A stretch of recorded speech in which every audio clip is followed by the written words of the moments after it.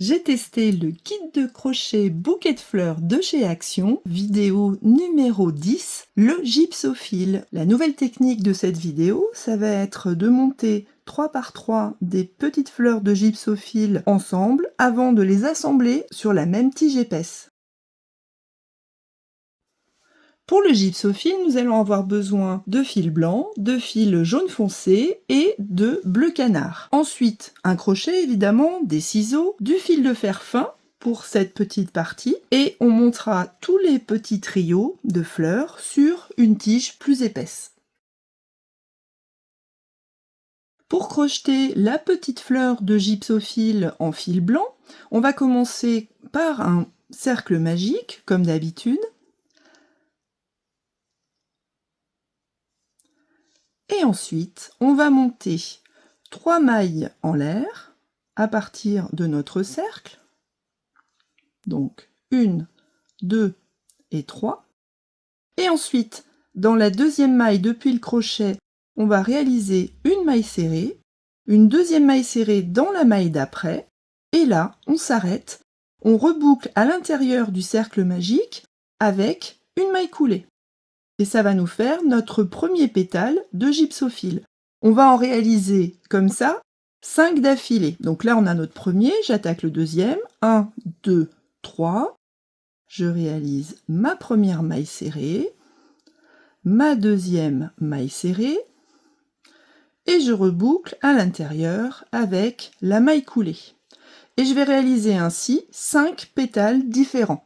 On se retrouve à la fin des 5 pétales. Je viens de terminer mon 5e pétale, j'ai repiqué à l'intérieur du cercle magique pour faire une maille coulée. Maintenant je prends mon fil, je tire, je coupe, ça me fait un nœud et je resserre pas complètement mon cercle magique de manière à ce qu'il me reste 2-3 mm là pour pouvoir faire passer le cœur de ma petite fleur ici qu'on va réaliser maintenant. Donc là, vous avez besoin en tout de 9 petites fleurs de gypsophile pour réaliser la fleur entière.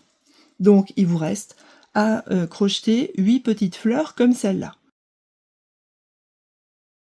Pour réaliser le cœur de notre petite fleur de gypsophile, on a besoin de 2 fois 20 cm de fil de fer fin et de 15 cm de fil en jaune foncé.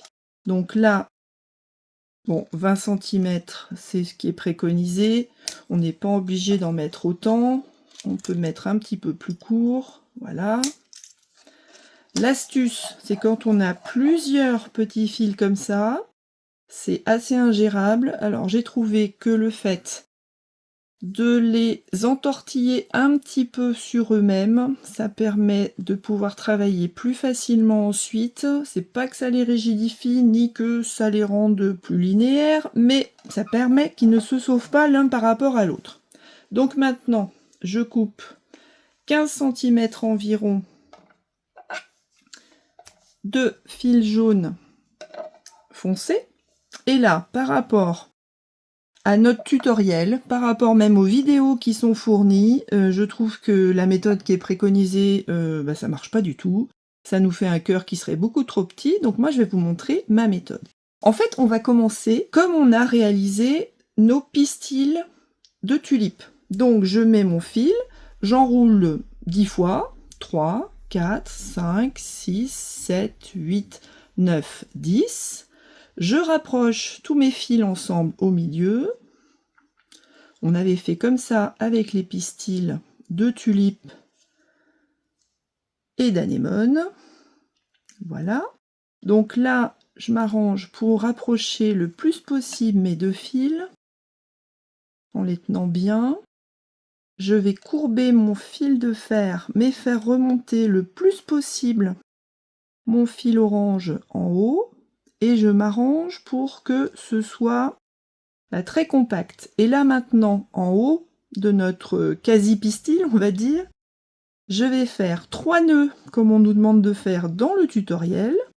Et évidemment, de temps en temps, le nœud, il glisse en dessous. Donc c'est pas grave. Bon, j'ai une chance sur deux pour que ça fonctionne en fait. On va quand même faire nos 3 nœuds. ça va donner un petit peu de volume à notre cœur, voilà. Et on s'arrange pour que les nœuds se retrouvent le plus haut possible. Et pour caler ces petits fils là, ce que je vais faire, c'est que je vais enrouler sur 2-3 tours. Voilà, et ensuite, comme on avait déjà fait auparavant, on coince notre fil à l'intérieur de nos fils de fer et on torsade sur quelques centimètres. Ce qui fait que là, on a, en remontant le plus possible, on arrive à cacher le fil de fer vert.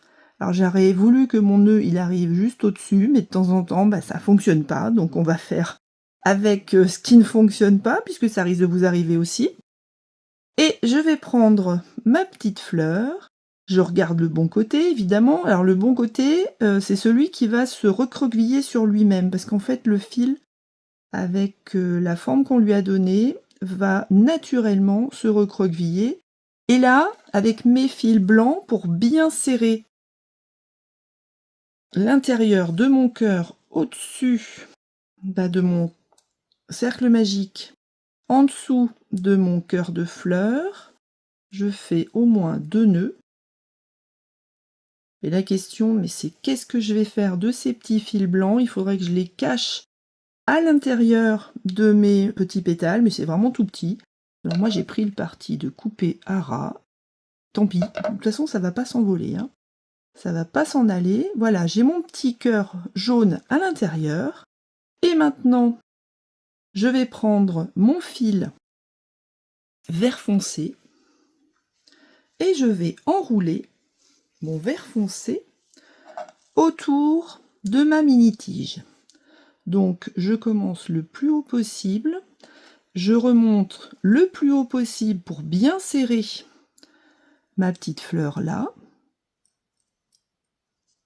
Là j'ai mon petit bout de laine qui tendance à s'échapper, mais c'est pas grave, on va le recoincer en redescendant. Donc c'est un petit peu plus épais, mais c'est pas gênant, ça sera plus facile à mettre en place comme ça. On coupera à ras les fils qui sont inutiles. Donc je descends sur plusieurs centimètres. Voilà, je suis arrivée à environ 3-4 cm. Donc maintenant, je vais me débarrasser de ce petit fil qui va m'être inutile. Je vais le coincer entre mes fils de fer, ici, et torsader. Et ensuite couper à ras mes petits fils orange, enfin jaune foncé, dont on n'a absolument plus besoin et au contraire qui nous gâche un petit peu la couleur. Maintenant, je vais réaliser 2 autres petites fleurs de la même façon et on se retrouve pour voir comment on les attache ensemble. J'ai maintenant mes 3 petites fleurs, donc les 2 premières pour lesquelles j'ai coupé le fil vert ici, et la 3e qui a un fil vert en attente, et c'est celui qui va me permettre de fixer par exemple les 2 premières légèrement en décalé. Donc je vais m'insérer là, un petit peu au-dessus, voilà, et entortiller les 2 fleurs ensemble, pas trop épais, voilà, ici. Et maintenant je vais rajouter la 3e un petit peu plus bas, histoire d'avoir un bouton avec les 3 fleurs maintenues ensemble. Et donc je continue jusqu'au bout de mes fils de fer, en tout cas assez loin, de manière à pouvoir ensuite avoir 3 morceaux, 3 trios de gypsophile que je vais pouvoir intégrer tous les 3 sur un fil de fer épais. Donc ici j'arrête mon fil, je torsade, je coupe pour l'instant, puisque ensemble il va falloir qu'on réalise une 3e petite branche comme ça de gypsophile. On se retrouve quand c'est fait, de manière à ce que je vous apprenne comment mettre tout ça sur la tige. A tout de suite. Me voilà avec mon 3e petit bouquet de gypsophile qui est prêt. Maintenant, on va pouvoir monter tout ça sur la grande tige. Alors, ça va un petit peu se passer comme dans la vidéo précédente, où on va coincer la grande tige ici de manière à être intégrée contre un des bouquets. Voilà, donc là, je serre bien. Pas longtemps après, je vais pouvoir intégrer un deuxième petit bouquet qui est tout prêt. Là, il y a juste un petit fil à couper, on va le mettre vers le bas. Donc ici, j'intègre mon deuxième. Et un petit peu plus bas, je vais pouvoir mettre mon troisième juste là où j'en ai besoin, en essayant d'insérer tous ces petits fils là ensemble. Voilà, donc là, on n'aura plus qu'à progresser le long de notre tige, mais on a notre petit bouquet de gypsophile qu'on peut mettre en forme exactement comme on en a envie. Eh bien, on continue sur la tige sur une bonne longueur et on se retrouve à la fin. On a quasiment terminé. Courage!